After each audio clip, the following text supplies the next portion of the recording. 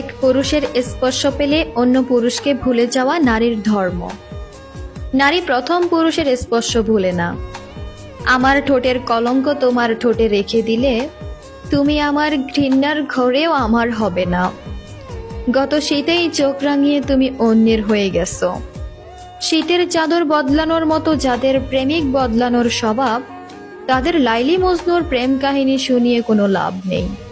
নষ্টামি মনের মধ্যে থাকলে বোরকা পরেও নষ্টামি করবেই। নষ্টরা কান্না বুঝে না, আবেগ তাদের কাছে পানির মতো সস্তা। আবেগ দিয়ে 2-4 লাইন কবিতা হইলেও সংসার চলে না। তুমি আমার প্রেমিকা বলার আগে তুমি আমার বন্ধু হতে শিখো। যার সাথে সম্পর্কে আছো তাকে বোঝাও। পৃথিবীতে নিয়তি নামে একটা খেলা আছে। নিয়তি যদি তোমাকে আমাকে এক না করে, বন্ধুত্ব বাঁচিয়ে রেখো। তোমাকে ছাড়া বাঁচতে পারবো না, কখনো বলো না। তাকে শিখাও, বোঝাও। নিয়তি না চাইলে তোমাকে আমাকে একা থাকতেই হবে। অন্যের খাঁচায় বন্দি হয়ে হলেও তুমি সুখে থাকবে।